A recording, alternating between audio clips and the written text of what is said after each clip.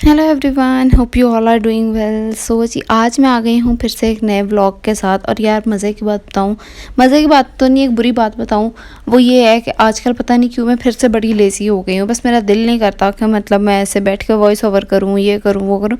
Video मैं बना लेती हूँ, वीडियो मेरे पास बनी होती है, लेकिन एडिट करने, वॉइस ओवर करने में मेरी बड़ी जान जाती है। लेकिन खैर आज मैंने फिर से हिम्मत किया और अहद किया है कि नहीं भाई, ढीले नहीं पड़ना।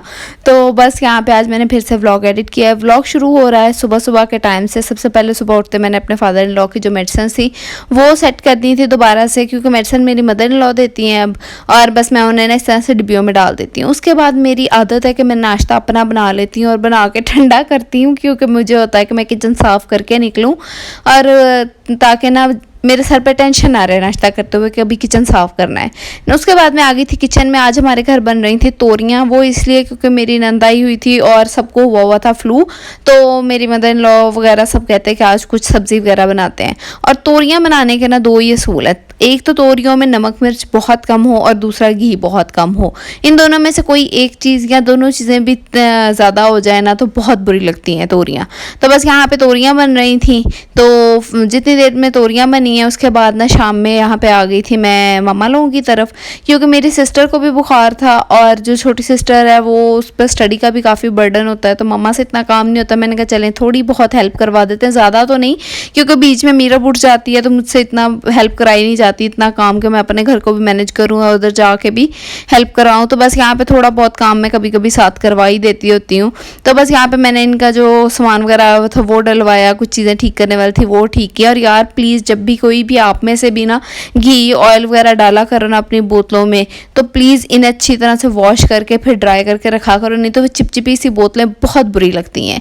उसके बाद जी बस हल्का सा किचन साफ़ किया और नेक्स्ट मॉर्निंग हो गई थी। यहाँ पे नेक्स्ट मॉर्निंग में ना जैसे मेरी सिस्टर को इन लॉ को ना काफ़ी फ्लू हुआ था, तो मैंने उसके लिए बना रही थी मीठा अंडा। और मीठा अंडे का ना यार यही रेसिपी है कि एक अंडा, 2 चम्मच चीनी, 2 चम्मच घी डाल के रख दो। हाँ, जब हल्का सा नीचे से पकने लग जाए फिर इसे मिक्स करते रहो। और इसे कभी भी तवे पे ना बनाओ, इसे हमेशा पैन में बनाओ। तवे पे ये हमेशा काला काला सा बहुत गंदा सा बनता है। अच्छा, जितनी देर में ये अंडा बन रहा है ना हमारा, हम लोग कल वाले अपने टॉपिक को कंटिन्यू करते हैं। कल मैंने बात की थी मायूसी पे कि हमें खुदा से मायूस नहीं होना चाहिए, अपनी ज़िंदगी से मायूस नहीं होना चाहिए। लेकिन अगर कभी कोई मायूस हो भी जाता है तो खुदा ने उसके लिए भी हमारे पास हमेशा सॉल्यूशंस प्रोवाइड किए हुए हैं। अगर आप बहुत मायूस हो जाते हो तो मायूसी की एक दुआ है जो मैं आगे आप लोगों के साथ शेयर कर रही हूँ, उसे लाजमी पढ़ा करें। उसके अलावा ये जो मायूसी है ना, ये आती कहाँ से है? ये शैतान की तरफ से आती है। शैतान हमारे दिल को इस तरह से करता है कि हम खुदा की तरफ से नाउज़बिल्ला कह लें कि दूर होना शुरू हो जाते हैं। हमें लगता है कि खुदा हमारी दुआएं नहीं कबूल कर रहा, खुदा हमें सुनता नहीं है, खुदा हमसे मोहब्बत नहीं करता। तो ये सारे ख्यालात कौन डालता है हमारे दिल में? शैतान डालता है। तो शैतान से दूर रहने के लिए खुद को महफूज रखें और माउज़ीन पढ़ें। माउज़ीन क्या है?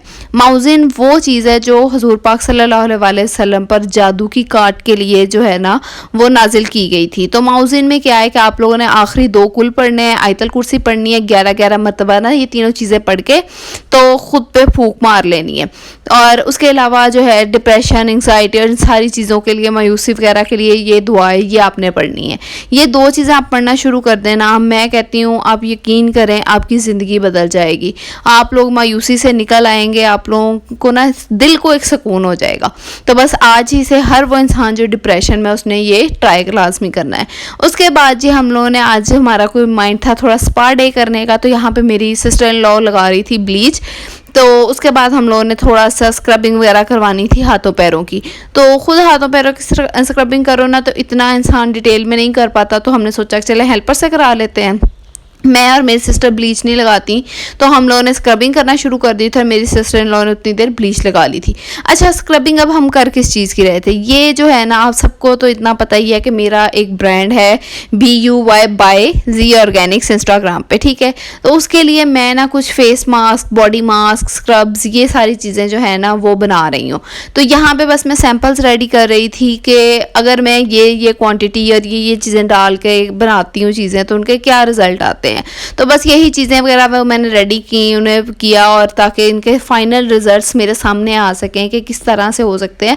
क्योंकि जितनी भी चीज़ें अभी तक मैं लॉन्च कर चुकी हूँ और लॉन्च करने वाली हूँ, कोई भी चीज़ ऐसी नहीं है जिसके ना मैंने इस तरह से टेस्ट कर करके रिजल्ट्स ना चेक किए हों। जब तक मुझे कोई चीज़ खुद पे अच्छी और खुद पे अपनी फैमिली पे अच्छी नहीं लगी ना, मैंने कोई भी चीज़ लॉन्च नहीं की। अच्छा, ये है बिफोर मेरे हाथ और पैर।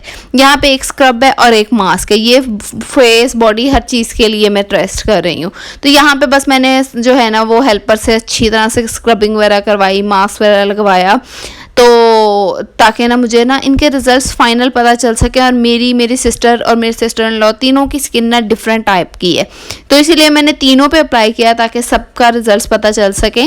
तो लेकिन अगर मैं ऑनेस्ट बताऊँ ना, तो मुझे अभी सेटिस्फेक्शन नहीं हुई इस मास्क पे, तो इसीलिए मैं अभी इसे लॉन्च नहीं कर रही हूँ। ताकि देख सकते हैं आप, रिजल्ट्स अच्छे आए हैं, हाथ पैर साफ़ हो गए हैं, लेकिन बस मेरा एक मेंटल सेटिस्फेक्शन अभी नहीं हुई। अभी इसमें थोड़ी सी इंप्रूवमेंट की और ज़रूरत है, मैं थोड़ा सा और इम्प्रूव करूँगी और डिटेल्स आप लोगों के साथ शेयर करूँगी, और फिर जाके मैं इन मास्क को लॉन्च करूँगी। तब तक मेरी वीडियोज़ के साथ बने रखिएगा, मुझे दुआओं में याद रखिएगा। अल्लाह हाफ़िज़।